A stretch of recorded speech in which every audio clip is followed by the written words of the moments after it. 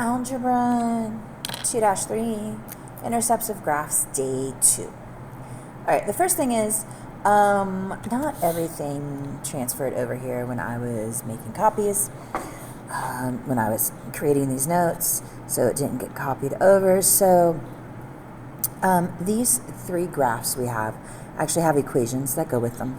All right, so that's the first thing we're going to do, because the instructions today are solve the equation by using the graphs of the related function.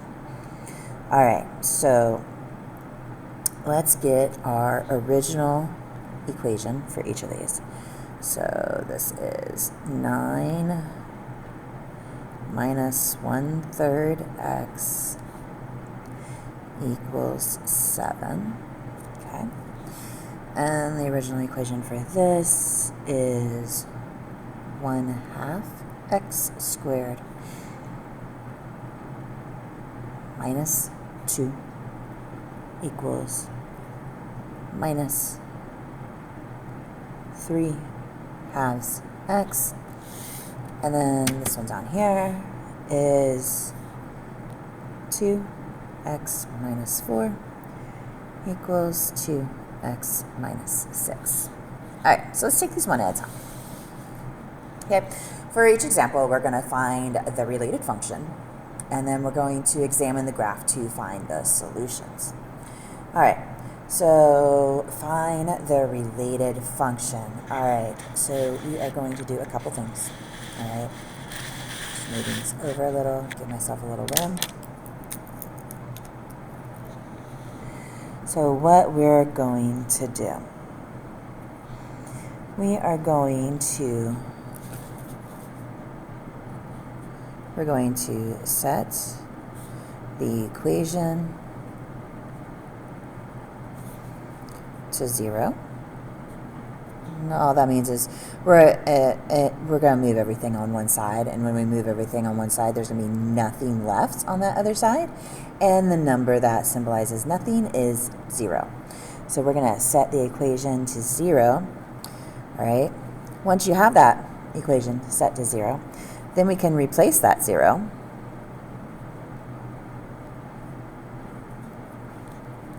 with a y.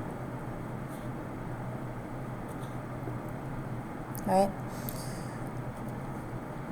And just to add to your knowledge and tie things together, we'll remember that f of x also equals y, because we want a related function. All right, function of x. So we want to find the related function, okay, of this. So let's get this set to 0. So we're going to draw a line. I'm going to make the right side empty and replace that with a 0. So we're going to do that mathematically. So this is a positive 7, so we're going to subtract 7 from both sides. All right, and we line it up with the term that it is alike. And then that gets me 2 minus 1/3 x equals 0.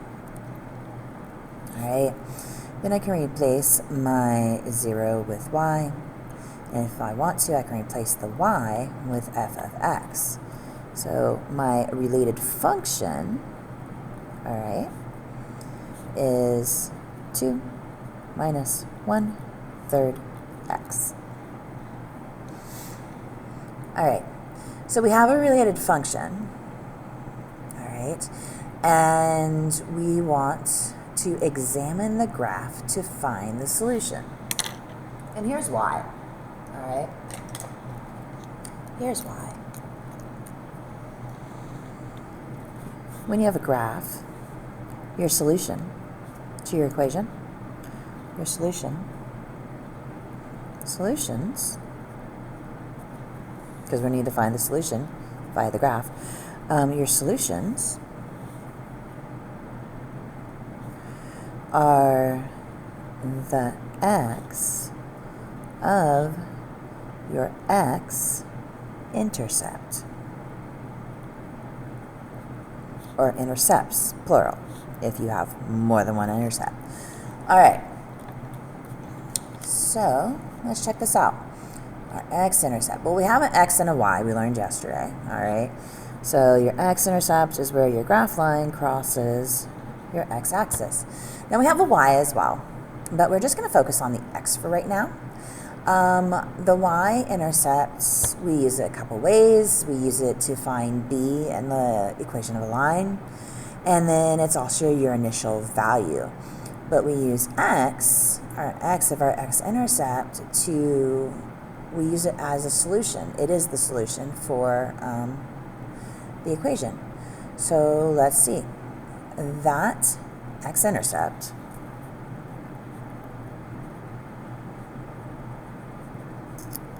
is, well, it's 1, 2, 3, 4, 5, 6.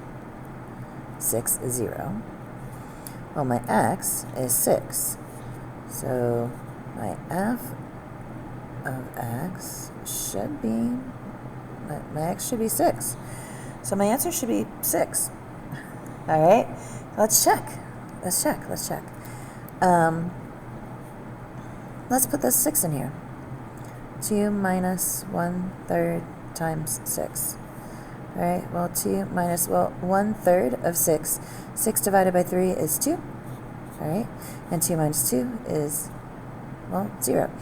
And that's what we set y as, or f of x. So it's 0. So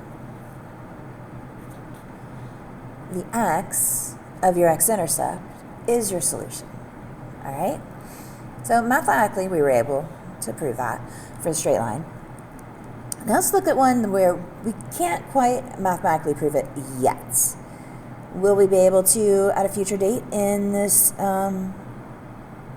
school year? Yep, but not yet. So we can't solve this one mathematically. Now we can rearrange it so that we have 0 on one side and everything else on the other mathematically.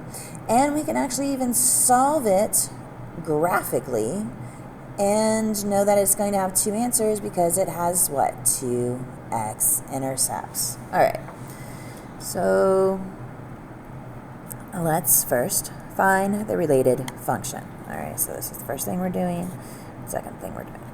So we're going to find the related function. So let's find the related function of this. All right. So we're going to get our right side equals 0. So mathematically, we are going to move this. So that's going to become plus 3 halves x. And I'm going to kick it over here off to the side, plus 3 halves x. Because there are no single x terms over here, all right? Because x and x squared, not like terms, okay? Can't combine those. X and x squared, 2 different terms. All right.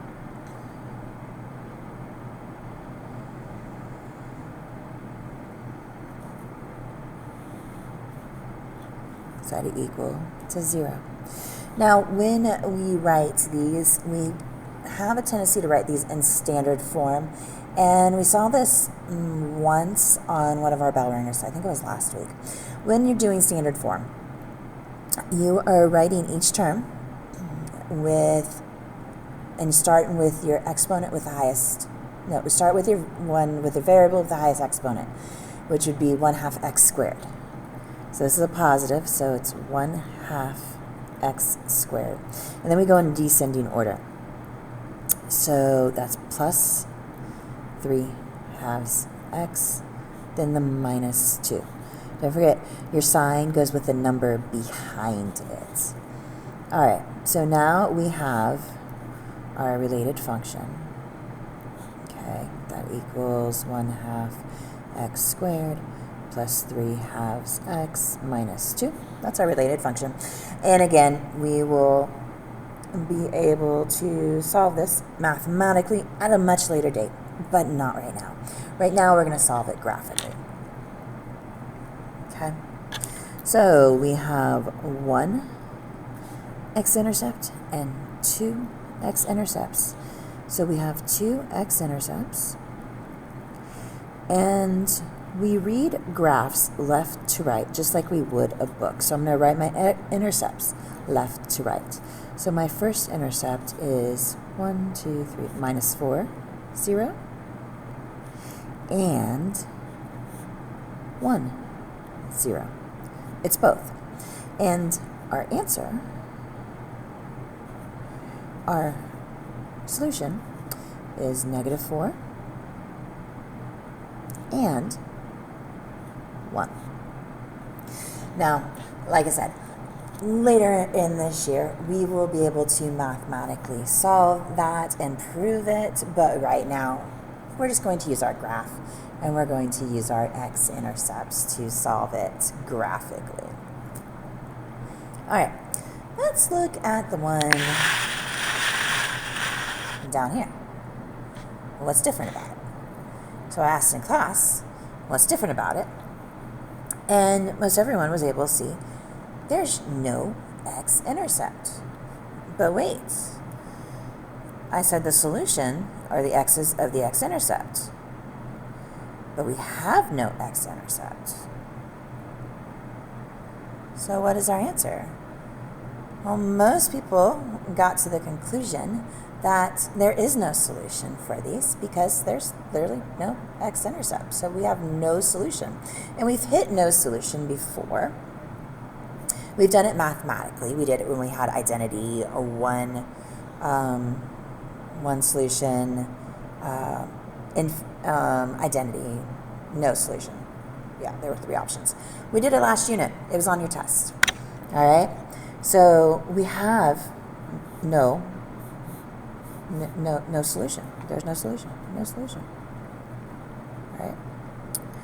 There's no solution because it does not have any x-intercepts. And we were proving it mathematically. Well, typically we want to move everything to one side. Well, minus 2x and minus 2x, because I always start with my terms with my variables first. That's me. Well, now I literally just mathed that out. And remember, no solution means the left and the right side don't actually equal, because -4 does not equal -6. So mathematically, we've proven no solution. Graphically, we can see there's no solution because there is no x-intercept. The equation for this line is literally written y equals 2, because everywhere along this line, your y is 2. But there is no actual solution for this mathematical problem. All right, that's it. Just the front today. So remember when we finish this unit, which I believe we're going to finish it next week. So next week, when we do our study guide, I'll be looking for your summaries. On your assignment, write your solutions or no solution that you type in, and that is showing your work. All right, so good luck.